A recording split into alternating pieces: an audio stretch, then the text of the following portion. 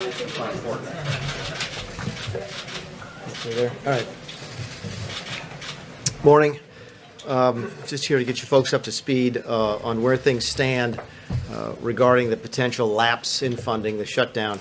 OMB is preparing for what we're calling the Schumer shutdown. It still surprises me, and I've been through some of these before, that the Democrats in the Senate are opposing a bill that they don't oppose. They're for clean CRs. They're for the extension to the CHIP program. Many of them support the delay in some of the taxes, most specifically the medical device tax, the Cadillac tax especially. They don't oppose anything in the bill, but they are opposing the bill. I just want to let everybody know that we don't want this. We do not want a shutdown. But if Mr. Schumer insists on it, he is in a position to force this on the American people. From an OMB perspective, because we're involved in managing a lapse or a shutdown, and we want to make folks understand that it will look very different than it did under the previous administration. One of the things that I've learned since I've been in this office is that there's no other way to describe it, but the Obama administration weaponized the shutdown in 2013. What they didn't tell you was that they did not encourage agencies to use carry forward funds that they were sitting on, nor did they encourage agencies to use transfer authority. They could have made the shutdown in 2013 much less impactful, but they chose to make it worse. The only conclusion I can draw is they did so for political purposes. So it will look different this time around. We've also got, we can ask for questions, take your questions about specifics on that. Marc Short is also here to give you a very brief update on where we stand, and then we'll take your questions for a few minutes. You want to go ahead? No? Thank you all for your time this morning. As Mick said, last night the House passed a bipartisan bill with 230 votes. The President stands ready to sign that bill to keep the government functioning and afloat. It appears, unfortunately, that Senate Democrats are entrenched in forcing a shutdown. I think that there's obviously a lot of hypocrisy in this town. I think there's some ironies to point out. As the director said, Nancy Pelosi a couple years ago called them, quote, "I call them legislative arsonists," in referring to those who are voting for a shutdown at the time, commenting that they're there to burn down what we should be building up in terms of investments in education and scientific research. Chuck Schumer had said at the time, it's sort of like this. Someone goes into your house, takes your wife and children hostage, and then says, let's negotiate over the price of your house. In essence, that's the same tactic they're deploying. Last night, I'm sure many of you know, y'all asked Senator Feinstein her position, and she said, if the government shutdowns, people will die. And as a follow-up question, how's she going to vote? She said she hasn't decided yet. People are going to die. I don't know how I'm going to vote on this. So here we are. I think the reality is that this is not about policy. It's about politics. As Mick said, we're not familiar with anything in this CR that Democrats are opposing.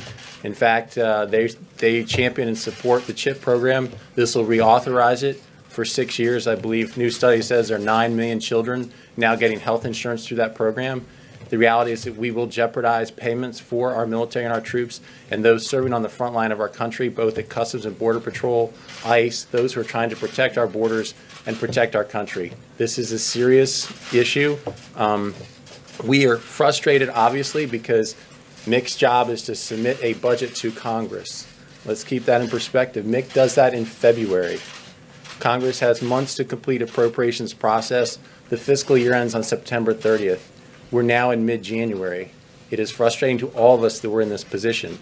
But what's unclear is what is it that Democrats are asking in order to get out of a shutdown? It seems that they are just hell-bent on getting to a shutdown.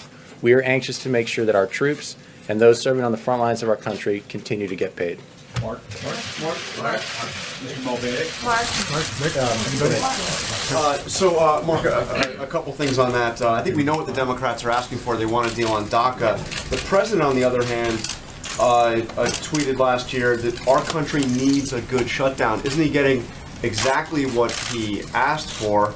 And it was the president, as I'm sure you know, the last time we had a government shutdown, who said it is the president's responsibility to lead. He needs to get the players in the room. he needs to lead. So how is he going to lead on this? So, Jonathan, a couple points there. One, the president was very active yesterday in bringing together the House votes to get 230 votes. He was speaking to the Freedom Caucus members. I think that was where we had the best challenge yesterday, and he helped get that bill accomplished. I think he's making continued calls this morning. He's called both bipartisan members today. He will continue to do that. He is leading on this issue. Regarding DACA, we feel that the administration has put forward our plans on this. Keep in mind that Secretary Kelly a year ago went to Congress and said, we need a solution on DACA. We asked Congress to fix it. We knew what was going to happen when several states sued the federal government over Obama's unconstitutional policy here. We gave them plenty of heads up and warning on this. Back in the fall, we submitted our priorities to Congress in October. We then refined those at their request to say, this is too much. We basically negotiated against ourselves and winnowed down that list for them to say, here are practical things that are necessary to get to a deal on DACA. We have put forward that plan. We think that right now, you just saw a study a couple days ago that showed 2,500 people on the terror watch list are trying to get into this country every year. That is 7 per day. 7 per day. We think it's time to fix the immigration problems in our country. And we have put forward a proposal to do exactly that. We're continuing to have conversations. I think we had productive conversations yesterday with Leader McCarthy, Steny Hoyer, Senator Durbin, and Senator Cornyn. We're about to go back up the Hill to continue those conversations. I think they're making progress. What doesn't make sense is to say we're going to shut down the government just because you're making progress, but I need something else. Mick, let me ask you a couple questions. Okay, Director Mulvaney, if I may. To the President's comments about S-hole countries, what responsibility does he bear for the challenges there have been to try to come to some deal? Go back to what Marc just said. The President, let's make one thing clear about that. One of the differences between where we are now and where we were in 2013. Okay? The President is actively working right now to try to prevent a shutdown. I will contend to you that is dramatically different than what President Obama was doing in 2013. I was there, okay? I was involved heavily in this in 2013, and I will tell you that it's absolutely my belief that President Obama wanted a shutdown in 2013 because he thought Republicans would get blamed. So let's talk about today. The President, as Marc just pointed out, actively worked all day yesterday to try and get a bill through the House and continues conversations today. So there's no way you could lay this at the feet of the President of the United States. He is actively working to try to get a deal. That's one of the differences. So why not bring leadership here as a last-ditch effort? I think the President's continued bipartisan conversations. I'm not privy to his. Again, I'm not privy to the meetings the President may or may not be having. Yes, sir. This is a question for Marc. Marc, I know we're talking government shutdown, but this is an important topic for the expected 100,000 or more people taking part in the March for Life today. So I want to ask, the pain-capable 20-week abortion ban has been fast-tracked in the Senate. When do you expect a vote, and why does the White House want to vote if it's likely to die? I think this administration has continued to defend life from the very beginning. The Vice President last year was the first Vice President to speak to the March for Life. The President is hosting people here to protect life. It's an important issue for this administration. You saw with reversal of Mexico City policy, the President has looked to make sure that we are making sure that taxpayer dollars are not used overseas to fund abortions. That is a commitment of this administration. We don't have a date as to when the Senate will vote, but to your question about whether or not it fails or passes, we think it's important for this administration to be on record in support of life. If I can go back just a second to the last question about bringing leaders over here. Keep in mind, just last week, we had a bipartisan meeting here that the President organized with leadership to try to get to a resolution on DACA. Out of that meeting, discussion was, after the press had departed, discussion was that the 4 leaders, McCarthy, Durbin, Cornyn, and Hoyer, would be the ones organizing the meetings moving forward to get to a solution. That's what we've been part of. So when you ask, why isn't the President bringing members over here? He did. He is trying to reach the biggest issue they say is their question, which is shutting down the government over illegal immigration. He's trying to solve that problem and brought them here for that conversation. About your comment at the beginning of this, you said this was the Schumer shutdown. How can it be the Schumer shutdown when Republicans control the White House, the House, and the Senate? Come on, you know the answer to that as well as anybody. I mean, I have to laugh when people say that, oh, we control the House and the Senate and the White House, why can't you get this done? You know as well as anybody that it takes 60 votes in the Senate to pass an appropriations bill, right? You know that. I know that. Okay, so when why you only not? have 51 votes in the Senate, then you have to have Democrat support in order to keep the government, to fund the government. So that's the answer to your question. The president asked Congress to come up with a solution for the Dreamers. Congress was in the room. Members of Congress were in the room with the president last week. It seemed to be a fairly productive meeting. And then the whole process got blown up. When Republicans tried, and if I may, it seems that the whole process was blown up by the president's comments. When And so why not Republicans tried just to give the add, Democrats when the Republicans Dreamers tried and you can get out of it? when Republicans tried to add a discussion about Obamacare to the funding process in 2013, we are accused by Nancy Pelosi and Chuck Schumer of inserting a non-fiscal, a non-financial issue into the spending process in order to shut the government down. How is that not exactly what is happening today? There is no reason that you have to deal with DACA this week. There's no reason you have to deal with DACA before the end of February, the middle of February. DACA doesn't expire till March 5th. This is purely an attempt by the Senate Democrats, led by Mr. Schumer, it's why we call it the Schumer shutdown, in order to try and get a shutdown that they think this president gets blamed for. Yes, ma'am. You're saying that you need Democrats' support in the Senate. So are there And we got it in the House. So are there any concessions that this White House is willing to make to try to get support from those Democrats that you need? Again, go back to what I said at the opening. They don't oppose anything in there. They support CHIP. In fact, every member of the finance subcommittee or something like that, a Democrat has voted for this exact CHIP extension. Okay, they don't want the Cadillac tax to go into place. They've always supported clean CRs. Why would you have to? Those are concessions. Ordinarily, you would just simply put up a clean CR and let them vote it. And again, it worked in the House. There were several Democrats who voted for it. So is it take it or leave it on the bill that passed the House? They have to take. So Democrats have to support the bill in the House for us to vote. Democrats should support the bill in the Senate. Again, the House has passed a bill. Okay, the Senate has a couple different choices. They could not take it up. This is basic civics, right? Either they take it up and pass it, take it up and don't pass it, or they change it and send it back to the House. The point of the matter is, though, there are things on this bill that they like. They have nothing in this bill that they do not like. The only reason they are not voting for it is that they want other things to be added to it and they want to shut down. That's the only explanation we have. Yes, ma'am. The main thing Democrats want added is DACA. Yeah. And you've said before, many of you have said everyone agrees they want a solution on DACA. So what is the big sticking point then on your end about including a DACA fix in this bill? I think Mark mentioned that earlier. The bill's simply not ready. You don't get to vote on a summary. You don't get to vote. You don't get to vote on it. There have been months of work on it. As you see with any major piece of legislation, it doesn't and shouldn't come together overnight. There's no DACA bill to vote on, and there's no emergency in terms of the timing on DACA. DACA does not expire until March 5th. So there's absolutely no reason to tie these two things together right now. Can I follow up on that one for one question? Because, again, I think it's important to remember that, yes, we're approaching the March 5th deadline, but the president put forward what he asked for last fall. We've been asking Congress to address this. And, Jim, back to your question, the reality is there is no legislation for them to pull up. They say there's this Flake, Durbin, Graham proposal. There is not legislation to vote on.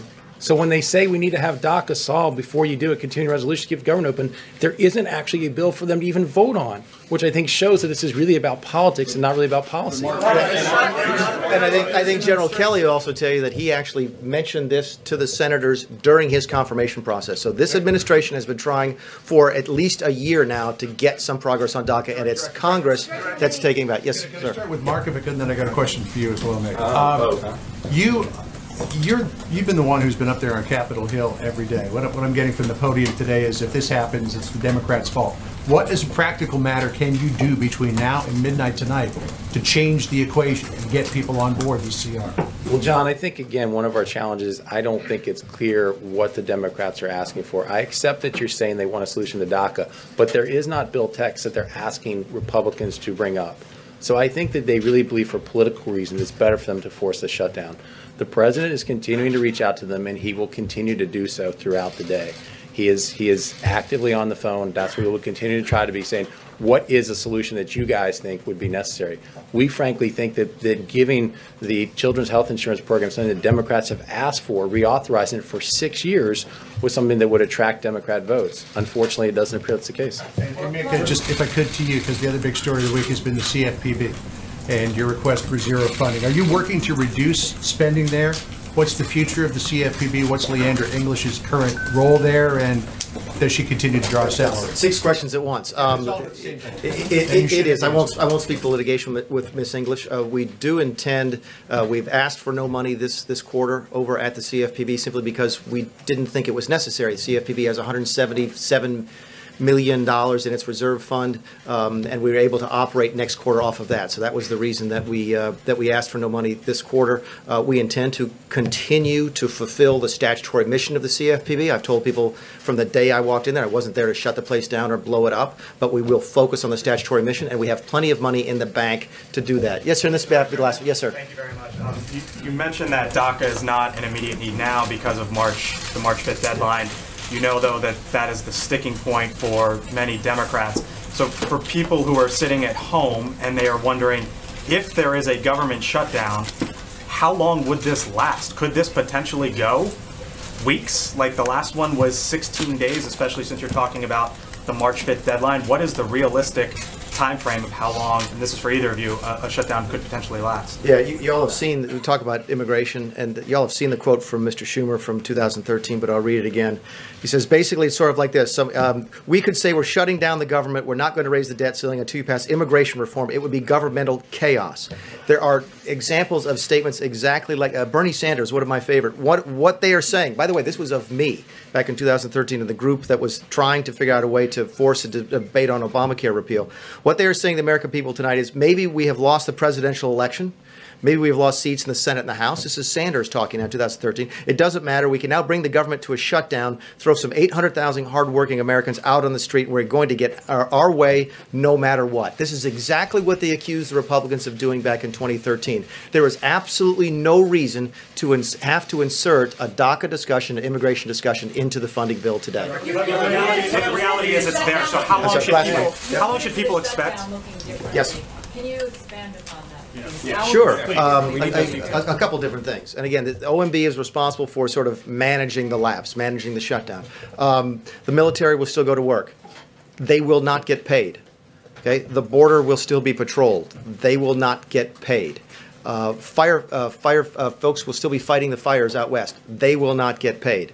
The parks will be open. People won't get paid. You can see the whole list. There'll be a bunch of different things when you see in 2013 compared to 2013, but don't lose sight of the fact that we're asking the military to work without pay. We're asking firefighters to work without pay. It's still harming the people. No, it's different. It's different.